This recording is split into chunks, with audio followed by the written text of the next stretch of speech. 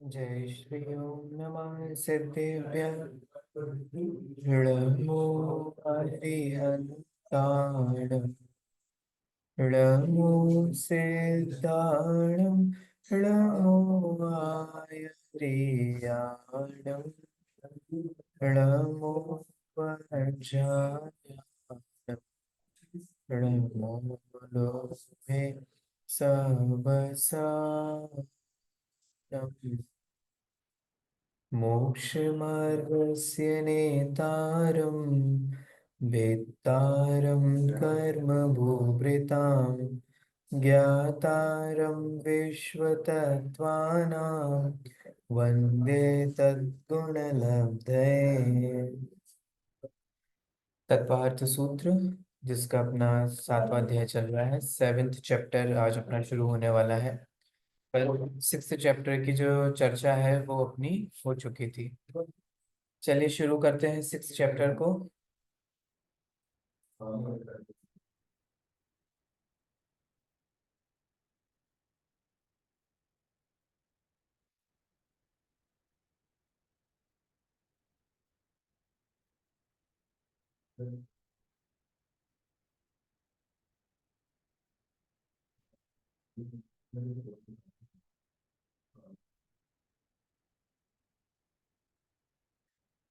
चलिए।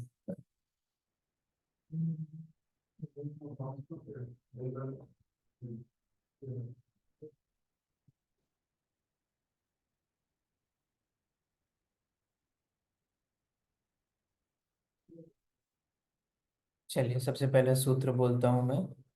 हिंसा निरतस्तेया ब्रह्म परिग्रहभ्यो विरतिर्वृतम विरतिर्वृतम। वृत्त की परिभाषा जो है वो यहाँ पर बता रहे हैं। ठीक है। और वृत्त की परिभाषा बोलते हुए कह रहे हैं उमास्वाति आचार्य, विरतिर वृतम। विरत होने का, विरक्त होने का, उनसे रहित होने का, उन्हें त्याग देने का नाम क्या है? वृत्त है। किसको त्याग देने का? हिंसा, अनृत, अस्तेय, अब्रह्म और परिग्रह। हिंसा, अनृत, अस्तेय, अब्रह्म और परिग्रह। इनसे जब विरक्त होते हैं, इनको त्याग करते हैं, तो उसे क्या कहा जाता है? उसे कहते हैं वृतम। उसे व्रत कहा जाता है। तो सिंपल भाषा में कहूं तो हिंसा, झूठ, चोरी, कुशील, अब्रह्म और परिग्रह। कुशील स्लैश अब्रह्म और परिग्रह, इनसे जब विरक्ति होती है, इनका जब त्याग होता है, तब व्रत कहे जाते हैं। तो व्रत किसे कहते हैं उसकी डेफिनेशन यहाँ पर दी गई है। ठीक है। जब 5 पापों का त्याग होता है तो इन 5 पापों के त्याग रूप जो विरक्ति है उसे व्रत कहा जाता है। सूत्र का अर्थ समझ में आया सभी को? ठीक है। संक्षेप में, पापों के त्याग को, वे 5 होते हैं, और उन 5 पापों के त्याग को व्रत कहते हैं।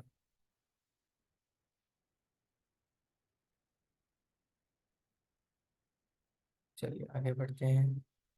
तो अब वे जो व्रत हैं वो किस प्रकार से होते हैं?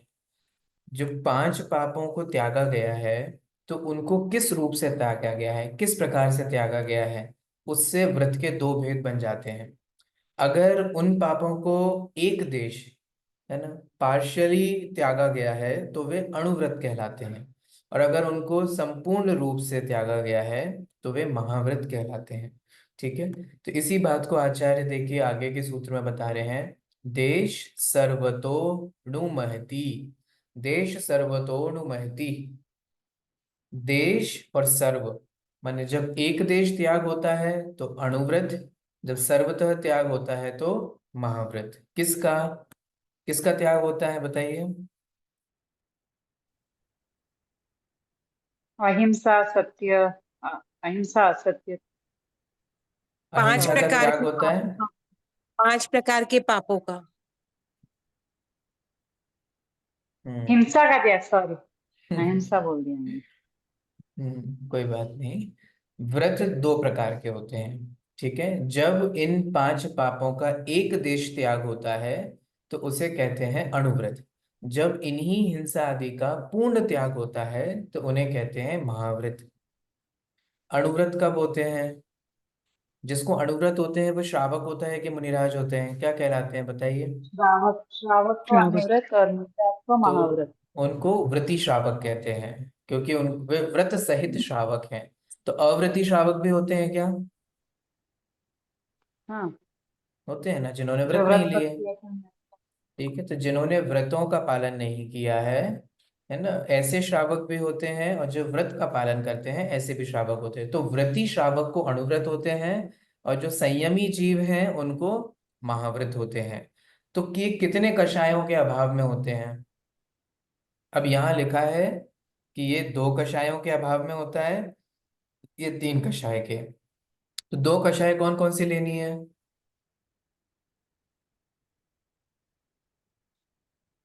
क्रोध मान माया लोभ में से कोई भी दो?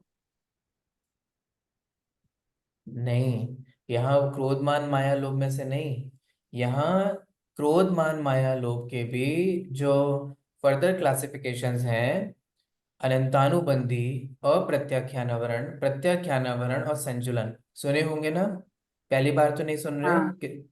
सुने हैं ना सभी लोगों ने? हाँ, कोई ऐसा तो यस नहीं है सर। जिसने पहली 16। बार सुने हो ये नाम? चलिए बढ़िया है। तो इस तरीके से 2 कषाय, तो 2 कषाय माने अनंतानुबंधी और अप्रत्याख्यानावरण। अणुव्रत जो होते हैं वो अनंतानुबंधी और अप्रत्याख्यानावरण, क्रोध मान माया लोभ के अभाव में होते हैं। देखो यहाँ 2 लिखा, 2 माने अनंतानुबंधी और अप्रत्याख्यान, इसके भी इंटू 4 तो माने हाँ, 8। अगर स्पेसिफिकली जाएं और पूरे डिटेल में जाएं तो 8 कषायों के अभाव में होते हैं अणुव्रत, और 12 कषायों के अभाव में होते हैं महाव्रत। अनंतानुबंधी, अप्रत्याख्यानावरण और प्रत्याख्यानावरण। ठीक है, तो इस तरीके से जब इन कषायों का अभाव होता है, आत्मा में शुद्धि होती है, और उस शुद्धि से जीव माने जीव के जीवन में बाह्य में व्रत दिखाई देते हैं। ठीक है, तो इस तरीके से 2 प्रकार के व्रत होते हैं, अणुव्रत और महाव्रत। और बाकी के व्रत, अब जैन दर्शन में तो 2 ही व्रत हैं। ठीक है, ख्याल में आ रहा है? करवा चौथ, रविवार का, आयु बढ़ाओ, अब वो तो उसके बारे में कोई कमेंट नहीं करना। तो 2 प्रकार के व्रत होते हैं, अणुव्रत और महाव्रत। ठीक है, जिसकी हमने चर्चा की। अब यहाँ देखिए अगले सूत्र में आचार्य क्या कहते हैं, तीसरे नंबर सूत्र में, तत्स्थेयार्थम भावना पंच पंच। तत्स्थेयार्थम, तत् माने उनके, उसके, किसके, किसकी चर्चा चल रही है? हिंसा, वो 5 व्रतों के।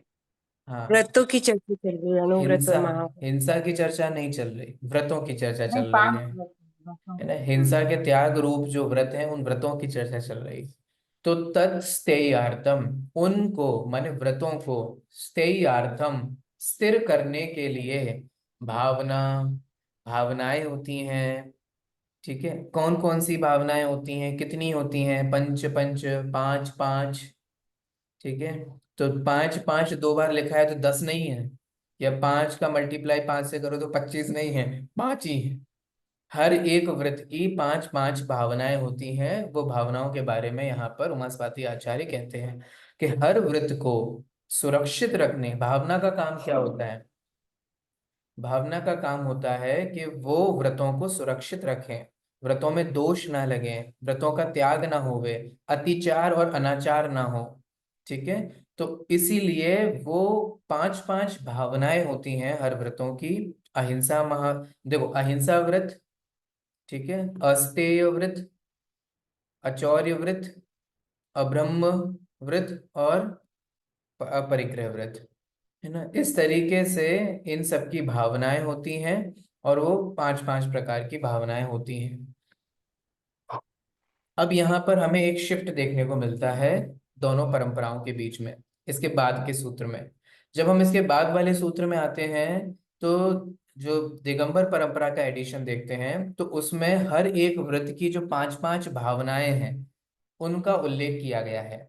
जैसे अहिंसा व्रत की कौन कौन सी हैं, सत्य व्रत की कौन कौन सी हैं, ठीक है, अचौर्य व्रत की कौन सी हैं, ब्रह्म ब्रह्मचर्य की कौन कौन सी हैं, अपरिग्रह की 5 भावनाएं कौन कौन सी हैं, इन सब को बताने वाले 5 सूत्र आते हैं।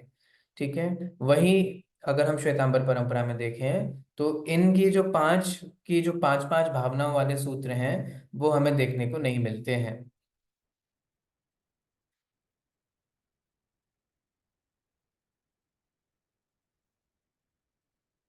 देखिए, तो अब यहाँ पर अगर आप श्वेतांबर एडिशन में देखें तो तीसरे सूत्र के बाद जो चौथा सूत्र शुरू होता है वो अन्य भावनाओं को लेकर के शुरू होता है। माने अन्य कौन कौन सी भावनाएं हैं जो भानी चाहिए, है ना, जो जीव भाता है, व्रती जीव भाता है, तो वो डायरेक्ट चर्चा आ जाती है। वहीं दूसरी तरफ अगर दिगंबर एडिशन में देखेंगे तो हर व्रत की हमें पांच पांच भावनाएं देखने को मिलती हैं।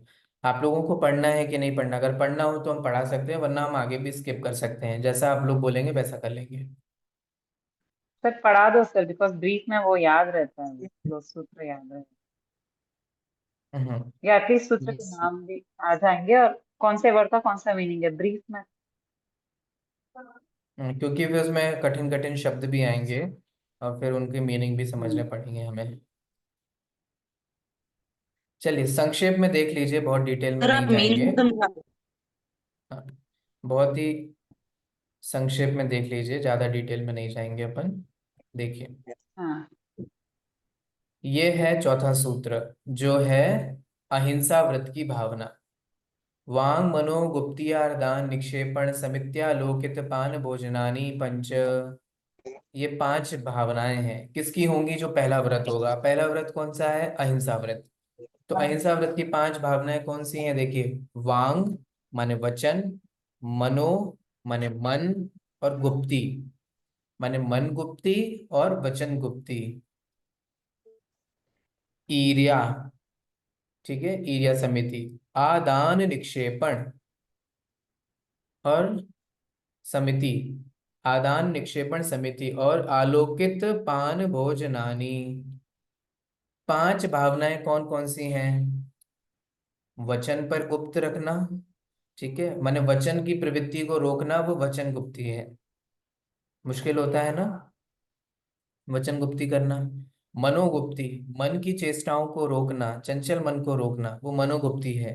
ईर्या समिति, देख करके चलना, वह ईर्या समिति है। जब हम चल रहे हैं तो मुंह उठा करके नहीं, ऐसे ऊपर नहीं, नीचे जमीन की तरफ देख करके चलना, जिससे हमारे चलते वक्त किसी जीव की हिंसा ना हो। आदान निक्षेपण, आदान माने लेना, निक्षेपण माने छोड़ना, है ना। जब आप गिव एंड टेक कर रहे हो कोई भी चीज को, तो केयरफुली रखना और केयरफुली लेना। ठीक है, अगर हम किसी भी चीज को रख रहे हैं तो हमें रखते वक्त भी सावधानी रखनी चाहिए, है ना। किसी चीज को किसी से ले रहे हैं, लेते वक्त भी सावधानी रखनी चाहिए, जिससे किसी भी जीव की हिंसा, माने एकदम से आप पटकोगे। जैसे मान लीजिए मैंने बुक्स टेबल पर रखी, बिना देखे रखी, तो मान लीजिए कि कोई चींटी हो या कोई सूक्ष्म जीव हो, मर जाएगा। और देख करके रखें तो हमारी सावधानी रही, तो वो देख करके हमें काम करना चाहिए। अगला, आलोकित पान भोजन। आलोकित पान भोजन का मतलब है देख करके पान और भोजन, ठीक है। देख करके भोजन कीजिए, देख करके पानी पीजिए। किसे देख करके? टीवी देख करके, वेब सीरीज चालू करके, क्या चालू करना है? यहाँ तो कह रहे हैं कुछ आचार्य, चालू ऐसा लग नहीं। रहा है उमा स्वाति आचार्य ने अपन लोग को छूट दे दी है। क्यों दे दी कि नहीं दे दी? वो कह रहे हैं देख करके नहीं, भोजन करो, देख करके पानी पियो, मस्त आराम से, है ना। वो तो भोजन और देख, पानी को देख। देख करके, शोध करके, है ना, सूर्य के प्रकाश में ही भोजन को कर लेना और पानी को ग्रहण कर लेना, वो है आलोकित पान भोजन। ठीक है, तो इस प्रकार से अहिंसा व्रत की 5 भावनाएं हो गई। आगे देखिए, सत्य व्रत की 5 भावनाएं कौन कौन सी हैं?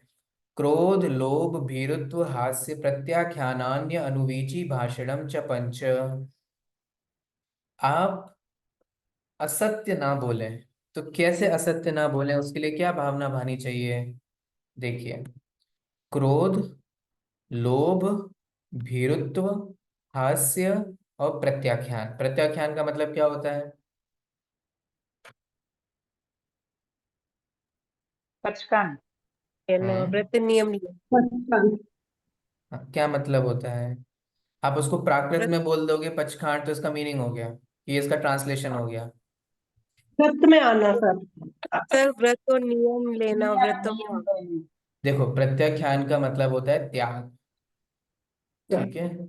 और देखिए यहाँ क्या कहना चाह रहे हैं। क्रोध, लोभ, भीरुत्व, हास्य और प्रत्याख्यान, माने क्रोध का प्रत्याख्यान करना, लोभ का प्रत्याख्यान, भय का, भीरुत्व माने भय का प्रत्याख्यान, हास्य का प्रत्याख्यान, और अनुवीची भाषण, और अनुवीची भाषण का त्याग करना। नहीं, अनुवीची भाषण का त्याग नहीं करना, अनुवीची भाषण करना। ये क्या है? ये सत्य व्रत की 5 भावनाएं हैं। ठीक है। मतलब क्या? मतलब ये है कि जब आप झूठ बोलते हो तो क्यों झूठ बोल देते हो? गुस्से में।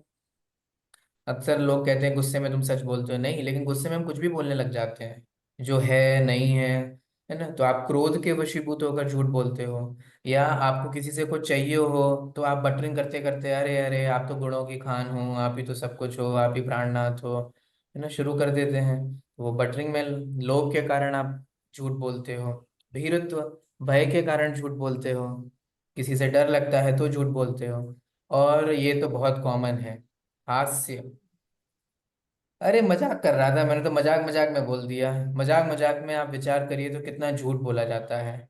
I am just joking. जब आप जब झूठ बोल दीजिए और फिर बोल दीजिए मैं तो बस मजाक कर रहा था, आई एम जस्ट जोकिंग, तो वो भी, उसका भी त्याग करना। और अनुवीची भाषण, अनुवीची भाषण का मतलब होता है शास्त्र अनुसार वचन कहना। ये है सत्यव्रत की 5 भावनाएं। ठीक है, ज्यादा डिटेल नहीं करूंगा, समझ जाइएगा आप लोग।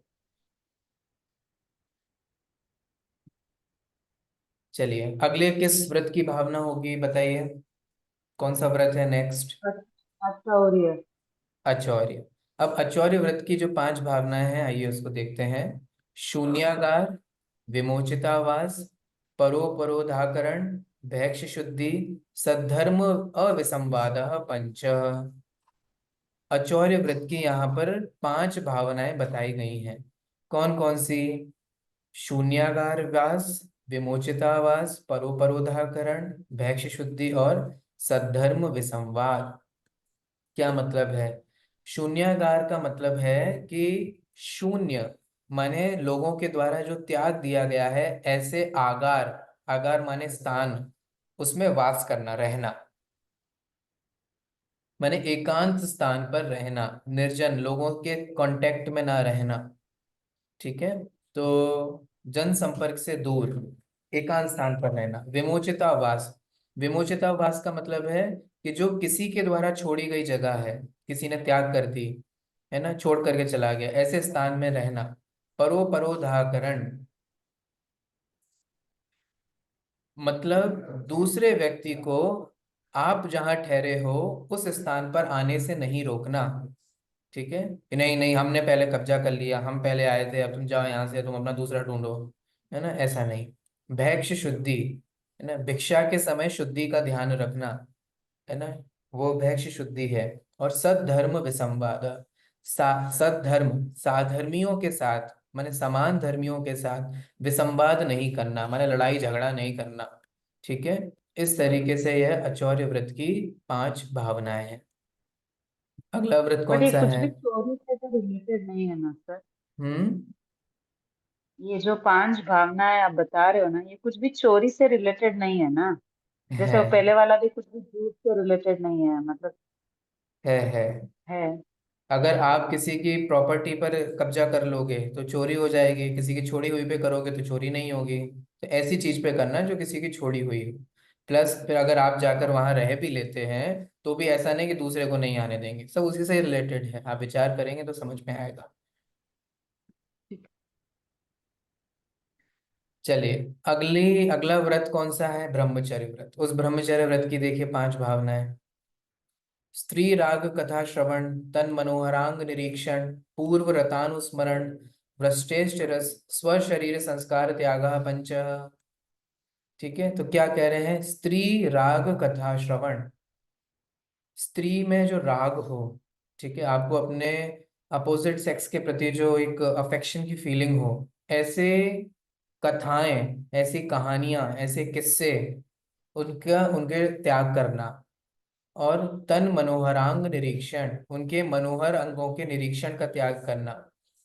पूर्व रतानुस्मरण, पूर्व में जो भोगे हुए भोग हैं, है ना, उनका त्याग करना। और वृष्टेष्ट रस, गरिष्ठ भोजन, अथवा जो इष्ट रस है, वृष्ट और इष्ट, है ना, माने गरिष्ठ, बहुत तली भुनी चीजें, बहुत मसालेदार चीजें, ये सब चीजें त्यागियों को नहीं खानी चाहिए, क्योंकि ये सब आपको काम विकार उत्पन्न करते हैं। ठीक है। और इष्ट रस, जो मन पसंद भोजन है, वो भी सब करना, वो भी उसी का कारण है। और स्व शरीर संस्कार त्याग, स्व शरीर, अपने शरीर का संस्कार करना। संस्कार क्या होता है बताएंगे आप लोग? सजना इन दिस केस। हम्म, है ना, तो इस तरीके से सजना, संवरना, संभालना, अच्छा दिखे ऐसा करना, है ना, ये सब संस्कार के अंतर्गत आता है। तो अपने शरीर के संस्कार का त्याग करना, ये क्या है? ब्रह्मचर्य व्रत की 5 भावनाएं हैं। अगला देखिए, अगला है परिग्रह। और परिग्रह के त्याग रूप अपरिग्रह व्रत, उसकी 5 भावनाएं। मनोज्ञ अमनोज्ञ इंद्रिय विषय राग द्वेष वर्जनानि पंच। मनोज्ञ और अमनोज्ञ जो इंद्रियों के विषय हैं, उनमें क्या करना? उनमें राग द्वेष का त्याग करना। हम लोग क्या करते हैं? मनोज्ञ, जो हमारे मन को अच्छा लगता है, ऐसे विषयों में क्या करते हैं? राग करते हैं। और अमनोज्ञ, जो हमारे मन को अच्छा नहीं लगता, हमारे मन को नहीं भाता, ऐसे विषयों में क्या करते हैं? द्वेष करते हैं। तो ये विषय कितने हैं? जितनी इंद्रियां हैं। इंद्रियां कितनी है बताइए? 5। 5। 5। तो 5 इंद्रियां हैं। और उन पांचों इंद्रियों में आपको हो सकता है कुछ मनोज्ञ हो, कुछ अमनोज्ञ हो, कुछ अच्छा लगता हो, कुछ नहीं लगता हो। समझ में आ रहा है? नहीं नहीं नहीं, हमें ये पराठा अच्छा नहीं लगता, हमें रोटी अच्छी लगती है। हमें रोटी अच्छी नहीं लगती, हमें पूड़ी अच्छी लगती है। तो इसमें हमने क्या किया? रोटी को अमनोज्ञ माना, पूड़ी को मनोज्ञ माना। तो ऐसे ही ये रस इंद्रिय संबंधी हुआ, ऐसे सभी इंद्रियों में। तो हर इंद्रिय के विषयों में जो मनोज्ञ और अमनोज्ञ मान करके हम राग द्वेष करते हैं, उसका त्याग करना ही क्या है? अपरिग्रह व्रत की भावना है। चलिए आगे बढ़े। अब आ जाते हैं उस जगह पर जहां दोनों परंपराएं फिर से मेल आ जाती, यानी एक साथ चलना शुरू कर देती हैं। ठीक है। तो अब यहाँ पर दोनों ही लोग जो साथी हैं वो एक साथ चलना शुरू कर देते हैं, और अगले सूत्र से दोनों ही परंपराओं में समानता है। आइए देखिए, सूत्र बोलता हूं और इसका अर्थ समझते हैं। हिंसा दिश्वे आहा मुद्रा पाया वद्य दर्शनम। मतलब हिंसादिषु इहा उत्र आपाय अवद्य दर्शनम। मतलब क्या? हिंसा आदि के विषयों में 5 पाप है ना, हिंसा आदि, उनमें ऐहिक और पारलौकिक, माने इस भव का और अगले भव का क्या विचार करना चाहिए? अपाय और अवध्य दर्शनम। हिंसा आदि में अपाय का और अवध्य का दर्शन करना चाहिए। माने आपको हिंसा आदि 5 पापों को कैसा देखना चाहिए? क्या दृष्टि होनी चाहिए उसके प्रति? तो आचार्य कह रहे हैं कि हिंसा आदि दोषों में यह, माने इस भव संबंधी और पर भव संबंधी अपाय और अवध्य का दर्शन करना चाहिए। और क्या दर्शन करना चाहिए? और कैसे देखना चाहिए? दुख में वा, और इसको दुख रूप देखना चाहिए। किसको देखना चाहिए बताइए? किसको दुख रूप देखना है? हिंसा आदि 5 हिंसा आदि को देखना। बहुत अच्छे। भावनाओं को। हिंसा आदि को हमें दुख रूप देखना चाहिए। आइए देखिए, इसको और अच्छे से समझते हैं। सबसे पहले तो हमें हिंसा आदि दोषों के बारे में ऐसा सोचना चाहिए कि ये अपाय और अवध्य हैं। अपाय और अवध्य का मतलब क्या होता है? देखिए, अपाय का मतलब होता है ऐसी चीज जो संसारिक अभ्युदय और मोक्ष की सिद्धि करने वाली श्रेष्ठ क्रियाओं का विनाश करने वाली है अथवा अनर्थ है। माने ऐसी क्रियाएं जिससे आप इस संसार में भी दुख को प्राप्त करेंगे और परभव में भी। और अवध्य का मतलब क्या होता है? जो निंदनीय हो, गर्य हो, माने है ना, जो निंदा के योग्य हो, है ना, जिसकी लोग बुराई करते हो। ठीक है, तो इस तरीके से हिंसा आदि को किस रूप देखना चाहिए कि ये निंदनीय है ना। कोई किसी को मार रहा है, पीट रहा है, तो इसमें इसमें कोई बहुत बहादुरी की बात है? इसको अच्छे रूप से देखना चाहिए? नहीं, इसको अपाय और अवध्य रूप से। झूठ बोल रहा है, चोरी कर रहा है, कुशील सेवन कर रहा है ना। आप देखिए दुनिया में लोग कैसे देखते हैं ऐसे लोगों को। एक मर्डरर को कैसे देखा जाता है, एक झूठ बोलकर फ्रॉड करने वाले को कैसे देखा जाता है ना, एक चोरी करने वाले को कैसे देखते हैं, एक रेपिस्ट को कैसे देखा जाता है, कुशील सेवन करने वाले को, जिसकी नजर खराब होती है, उसको भी कैसे देखा जाता है। लोग उसके बारे में क्या सोचते हैं? निंदा ही तो करते हैं कि देखो ये कैसा व्यक्ति है ना। इस तरीके से अपरिग्रह और इवन परिग्रह, जो अनाप शनाप जोड़ते जा रहे हैं, जोड़ते जा रहे हैं, उसके प्रति भी कैसा देखना चाहिए कि ये हमारे मोक्ष को नष्ट करने वाले हैं और इस भव में भी निंदा का ही पात्र है। और कैसा देखना चाहिए? एक नेक्स्ट सूत्र में और बताया था ना, क्या बताया था उसमें? दुख रूप देखना चाहिए। अब आप विचार कीजिए कि हिंसा, झूठ, चोरी, कुशील और परिग्रह, इन पांच चीजों को करके व्यक्ति सुखी होता है कि दुखी होता है? विचार कीजिए।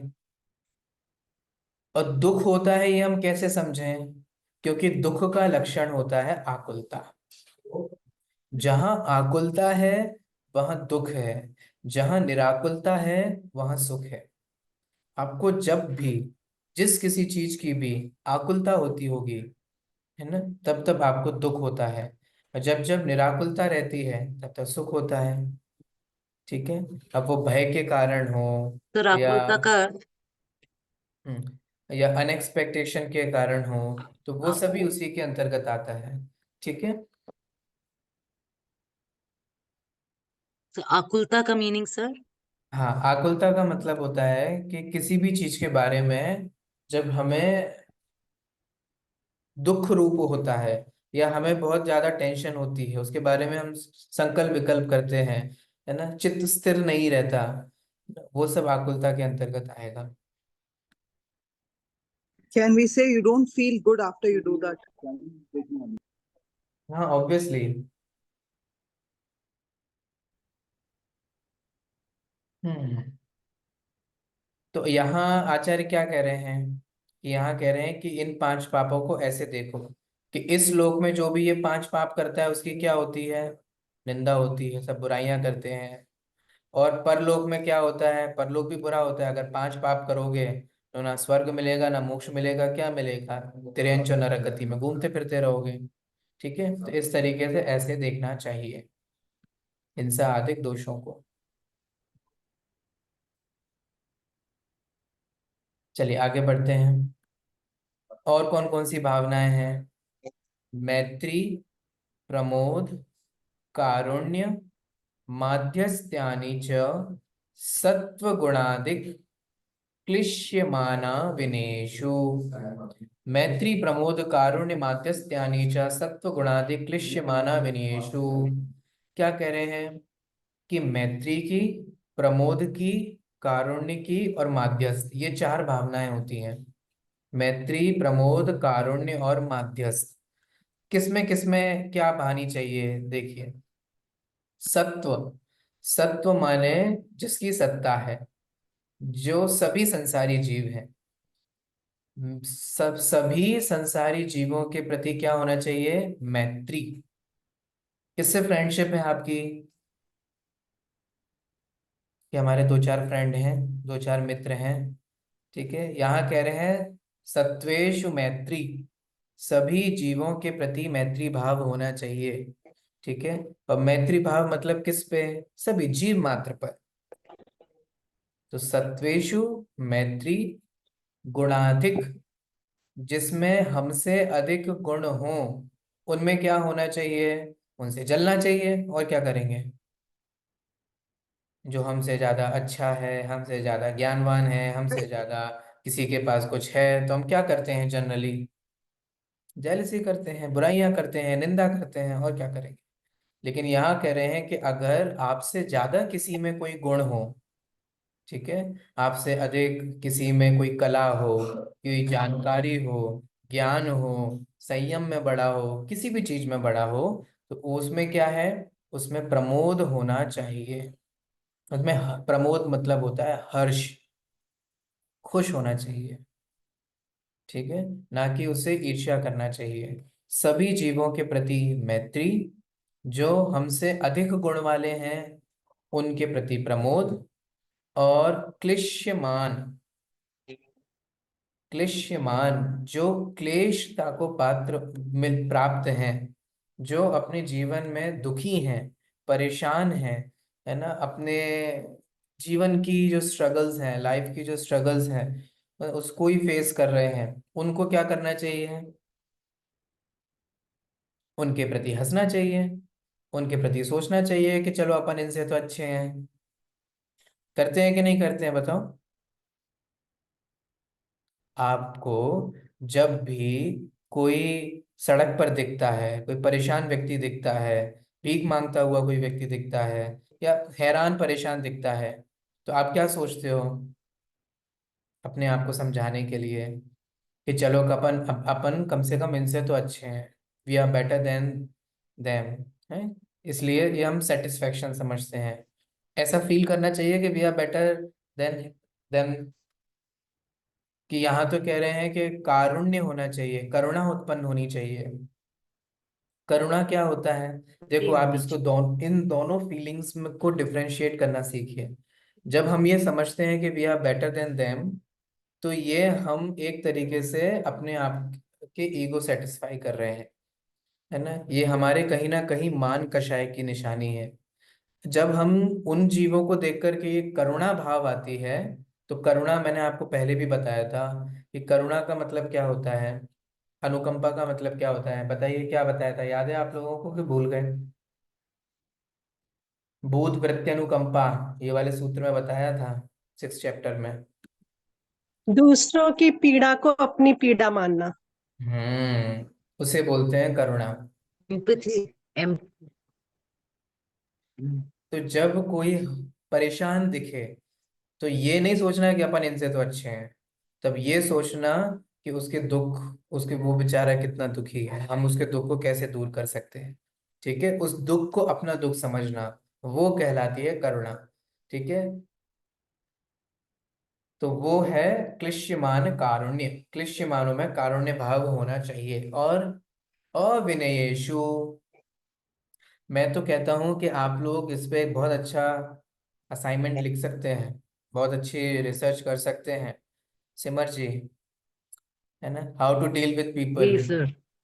नहीं बताया गया है इसमें? सर मैं अभी यही सोच रही मैं अभी यही सोच रही थी कि ये सूत्र is so beautiful that hmm it teaches you how to B.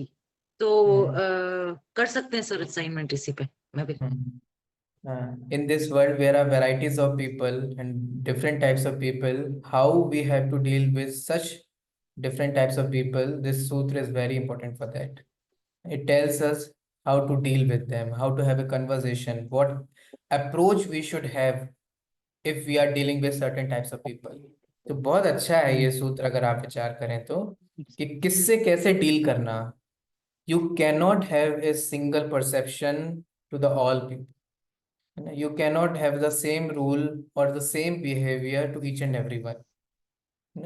Your behavior should be changed, your approach should be changed, and it should be changed according to the person you are dealing with.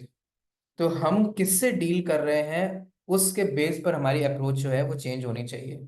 In general सभी से हमारा प्रेम होना चाहिए, सभी के लिए अच्छा सोच रखना चाहिए। ठीक है, जो हमसे अधिक गुण वाले हैं उनमें प्रसन्नता होनी चाहिए, क्योंकि जब आप प्रसन्नता होंगे, उसको अच्छा मानेंगे, तो आप उसको सीख सकेंगे। जल करके कभी कुछ नहीं सीखा जाता, पता है? जेलसी से कुछ नहीं सीखते आप। है ना। जिस जिस भी व्यक्ति से आप जेलस हैं, आप उससे कभी कुछ नहीं सीख सकते। ठीक है, तो जेलसी आपको आगे नहीं बढ़ाती, वो आपको वहीं खड़ा रखती है, मतलब बैकवर्ड ले जाती है।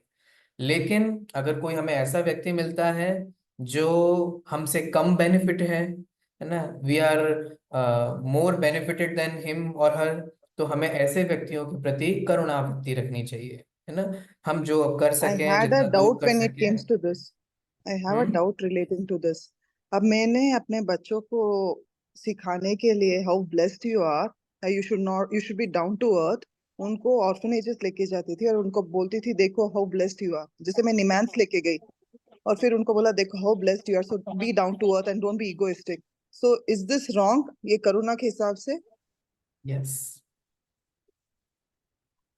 somehow in Sir, general this approach could be beneficial, but if we go down the deeper, then we should be have the empathy towards them, not having the false satisfaction we are better than them. मेरे भाव तो ego कम करवाना, sir, down to earth reality, रखना था ना। हम्म। Sir लेकिन इसको ऐसे भी बोल सकते हैं कि जैसे हमारे में आत्मा है उनमें भी वही आत्मा है, एग्जैक्टली। और एग्जैक्टली। तो we are equal like that, and हम सब अपने कर्मों की वजह से we are in this situation, so understand that, hmm. that you know, and this empathy will help us, actually help us deal with some of our karmas, because it will bring down our ego. Hmm. It'll, the act of empathy will bring us closer to reality, I hmm. think. So my point was simple. What I'm trying to say, instead of having the false satisfaction, we should be empathetic towards them. That's it. चलिए आगे देखिए। और अविनयेषु, अविनयवान। अब ऐसे लोग जो आपकी सुनते नहीं, ऐसे लोग जो आपके विपरीत चलते हैं, ऐसे लोग जो आपको टांग अड़ाते हैं, आपको परेशान करते हैं या आपके कामों में विघ्न डालते हैं, उनके प्रति क्या रवैया होना चाहिए, उनको कैसे हमें देखना चाहिए। माध्यस्थ्यानी, उसमें माध्यस्थ हो जाइए, न्यूट्रल हो जाइए। माध्यस्थ का मीनिंग होता है न्यूट्रल होना। और जब आप न्यूट्रल हो जाते हो, तो ना तो आप उससे राग करते हो, ना आप उससे द्वेष करते हो।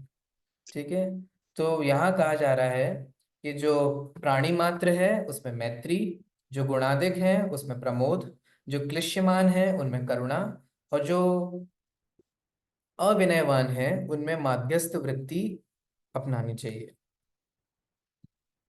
सभी को समझ में आया ये सूत्र?